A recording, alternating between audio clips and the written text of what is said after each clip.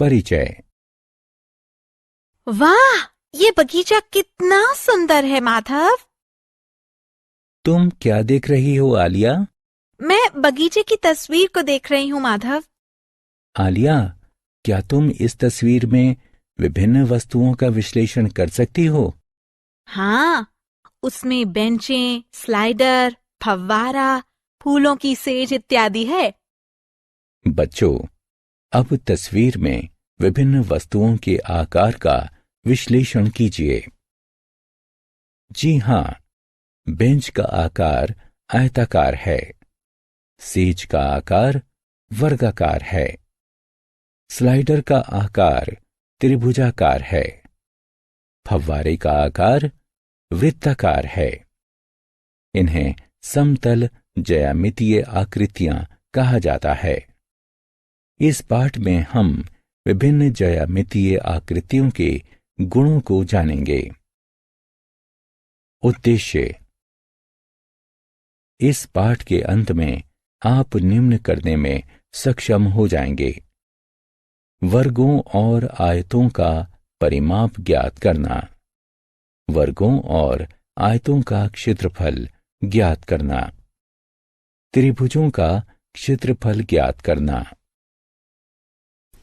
समानांतर चतुर्भुजों का क्षेत्रफल ज्ञात करना, एक वृत्त की परिधि और क्षेत्रफल ज्ञात करना, इकाइयों का रूपांतरण करना, वर्गों और आयतों का परिमाप। बच्चों, क्या तुम पार्क में फूलों की सेज की सीमाओं को माप सकते हो? हाँ, सेज की भुजाओं को मापकर सेज की सीमाओं को मापा जा सकता है। तो एक आकृति का परिमाप आकृति के चारों ओर की बाहरी सीमा होता है। अतः वर्ग का परिमाप वर्ग की भुजाओं का योगफल होता है। शायद आप समझ गए हैं कि परिमाप क्या होता है। क्या तुम पार्क में आयताकार बेंच का परिमाप बता सकते हो? हाँ, हमारे पास आयत की लंबाई और चौड़ाई की मापें हैं और आयत का परिमाप उसकी लंबाई और चौड़ाई का योगफल होता है। अतः इनके योगफल द्वारा हम इसका परिमाप निकाल सकते हैं।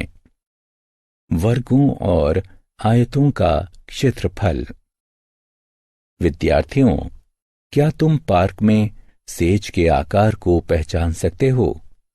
वह वर्ग के आकार में है। एक वर्ग बराबर मापों वाली चार भुजाओं की एक बंद आकृति होती है। क्या हम सेज का अंदरूनी क्षेत्रफल ज्ञात कर सकते हैं?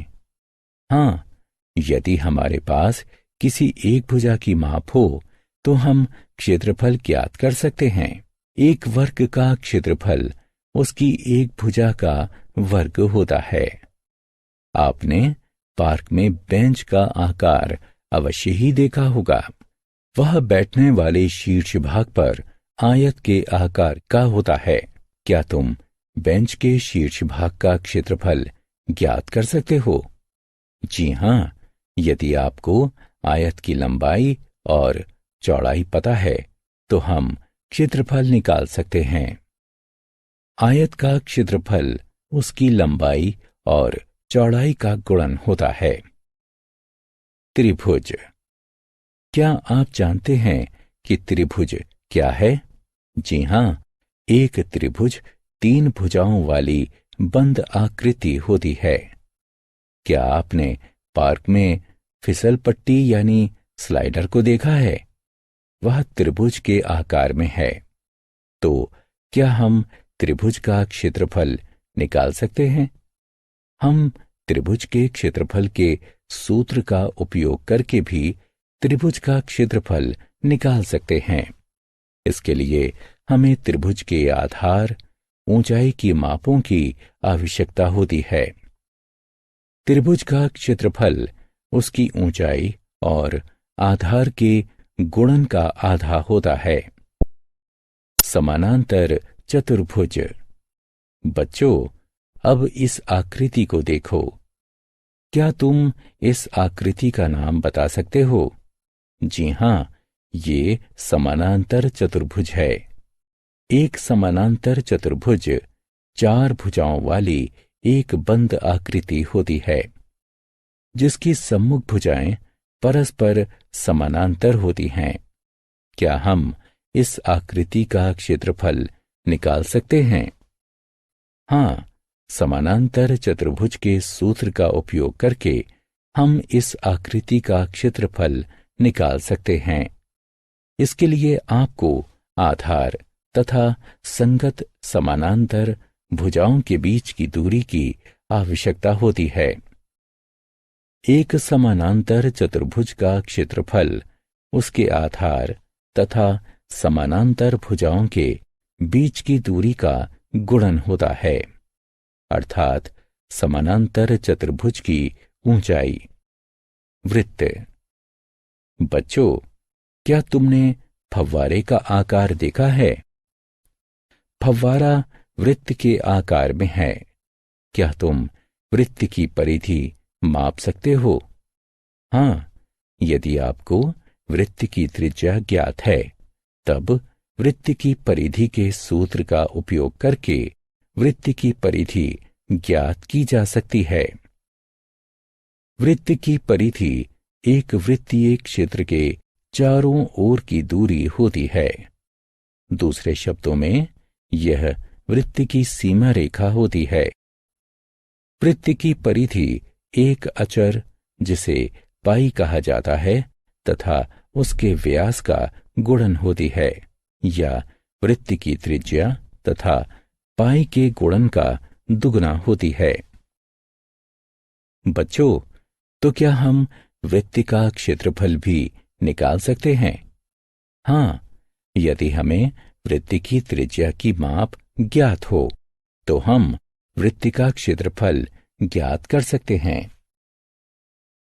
वृत्त का क्षेत्रफल वृत्त की त्रिज्या तथा पाई के गुणन के बराबर होता है, या हम वृत्त के क्षेत्रफल को व्यास के पदों में भी व्यक्त कर सकते हैं। हमें ज्ञात है कि वृत्त की त्रिज्या व्यास की आधी होती है, तो इस स्थिति में वृत्त का क्षेत्रफल व्यास के आधे के वर्ग तथा पाई के गुणन के बराबर होता है। इकाइयों का रूपांतरण। हमें ज्ञात है कि 1 सेंटीमीटर में 10 मिलीमीटर होते हैं। 1 मीटर में 100 सेंटीमीटर होते हैं। 1 किलोमीटर में 1000 मीटर होते हैं और 1 हेक्टेयर में 100 मीटर होते हैं। कभी कभी हमें बड़ी इकाइयों को छोटी इकाइयों में बदलने की आवश्यकता पड़ती है। अब हम इकाई प्रणाली की मूल बातों को जानते हैं, तो हम निम्न प्रकार से बड़ी इकाइयों को छोटी इकाइयों में बदल सकते हैं। सारांश। आइए हमने जो कुछ भी सीखा है उसे संक्षेप में दोहराएं। वर्गों और आयतों का परिमाप, वर्गों और आयतों का क्षेत्रफल, त्रिभुजों का क्षेत्रफल, समानांतर चतुर्भुजों का क्षेत्रफल, एक वृत्त की परिधि और क्षेत्रफल, इकाइयों का रूपांतरण।